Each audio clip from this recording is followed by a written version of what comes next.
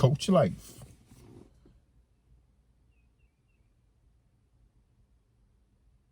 Excellence and mediocrity. Over these 40-odd years, I've experienced different levels. It's almost as if each decade had its own lessons of the contrast or the interplay between excellence and mediocrity. Oh yeah, I had some great advice yesterday from one of my favorite students, and they said they watched the videos, but their 10 minutes is too long, so they just kind of fast forward to the end, which is brilliant. I was like, oh, aha. So what I'm gonna do is I'm gonna do shorter videos for folk like that, and I'll also try to do a quick recap at the end so it makes more sense. So you can just fast forward because I don't want to waste your time. This one might be longer though, just because of what I'm talking about. The content, it deserves, the context deserves the content. Because I'm talking about excellence, and I'm talking about mastery, and I'm talking about mediocrity in society. Every decade of my life, I've had to learn lessons which communicated mostly how excellence works in society. See, we're all here carrying a very powerful co-creative energy. It's just true. You came from like some goo and an egg and you can talk. That's magical and amazing.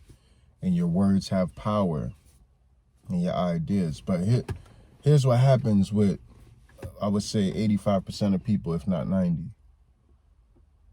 85, if not 90% of people will feel the fear that comes up when you first push through one of those unknown boundaries. When you cross over into the unknown, 85 to 90% of us feel that fear, and it makes us go back. We say, can't do it. So we don't learn the lesson we don't get the blessing of what was in the unknown. We get afraid and we go back. Now, luckily, you got a lot of years, a lot of days, inshallah, and so you cycle through. And hopefully, you learn your lessons. I learned my lessons. There's no point being here if you're going to be mediocre. Zero. That's not what we're here for. We are little fragments of the cosmos. We are huge. We are, everything is in us. We are in everything. You're not. So there is 0 point to be mediocre here.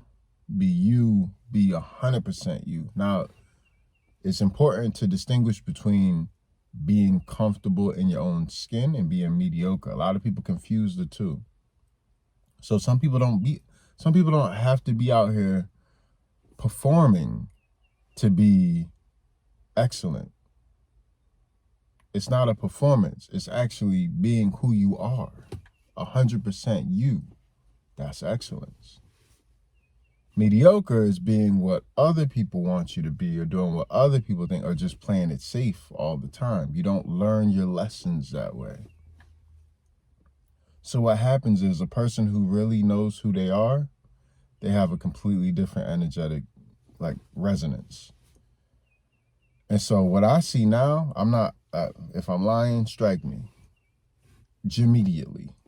What I see now, what I feel now, people who know themselves, it's the attraction is just like whoop, and everybody else is just like muddy, murky,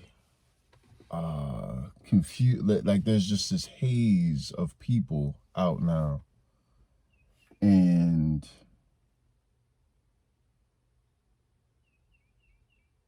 they're here to learn their lessons. So hopefully this will help some folks who are on the fence or whatever, you got to learn your lessons in order to achieve mastery, in order to produce excellence. Another thing you need to know about the interplay between mediocre and excellent is it's not about checking boxes that other people produce. It's about coming up with your own boxes. Like literally, you have to be you. So let's say you decide that you want to be a basketball player. That probably it's a social game. It was designed by James Naismith. Actually, it has some Vineyard ties. He developed it to kill time, for a productive way for students to kill time. It's a well-designed game. It's orange ball, 2 orange rims, just like most athletic competitions, sports.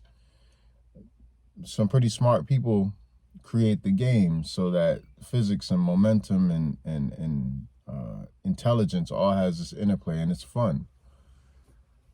But your desire to be a basketball player is also tied into the celebrities that you see, the superstars, the multimillionaires, billionaires, baby billionaires. So it comes from society. Now you could say it was in my heart to be that. Cool. That came from a ideology that may have been imprinted in you. We all have different, like there's some people that are supposed to do that for sure. But there's like 400 people in the NBA. But I'm just using basketball as an example so that you can understand something. Most of the people who are professional basketball players, that's not actually their thing. That's not 100% them. I guarantee you they have other passions which they wish, had they had the courage, they would, or they probably will pursue. I think that's one of the more tragic things about Kobe Bryant passing, is you knew the way he thought, his energy. He was more of a leader than a basketball player. He was gonna do something great. That second, third, fourth act, you knew it.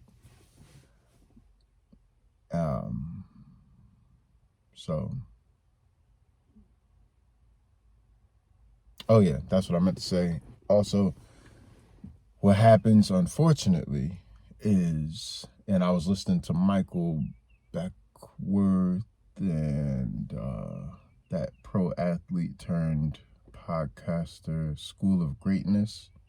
Oh, it was beautiful. It was the exchange, the questions, the answers. It was just beautiful.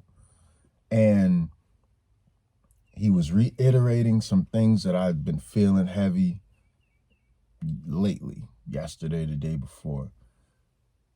And it has to do with mediocrity and excellence. So it was perfect timing. And it ties in perfectly with the Dr. Bronner's quote and the latest flare-ups people have been having. Mediocrity always attacks excellence.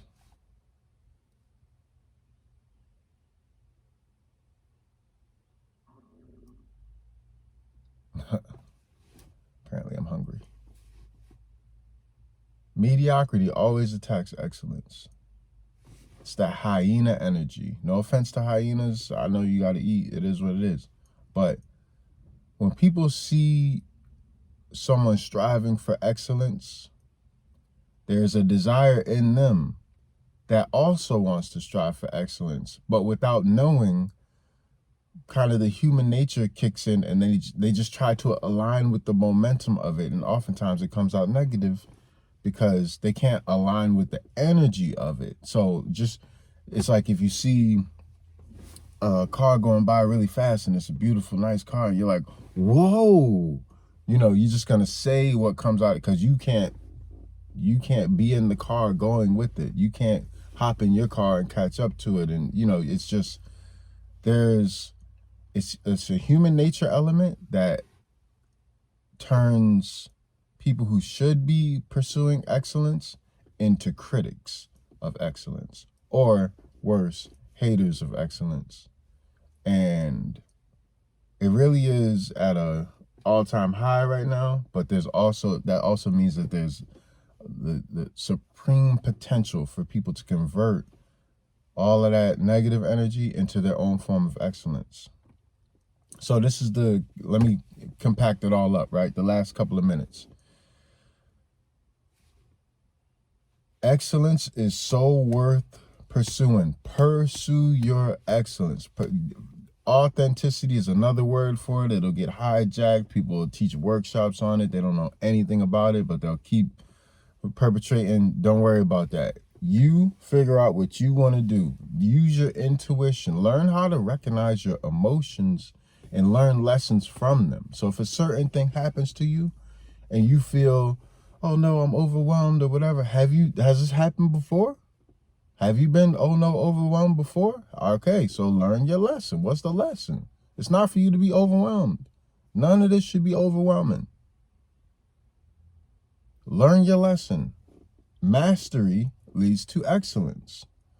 So, or not, just stay in the mediocre muck and be panicked with everybody else. You know, it is what it is. A lot of times people assume that I have my life together so well because I'm composed in moments where other people are frazzled. I just learned my lesson.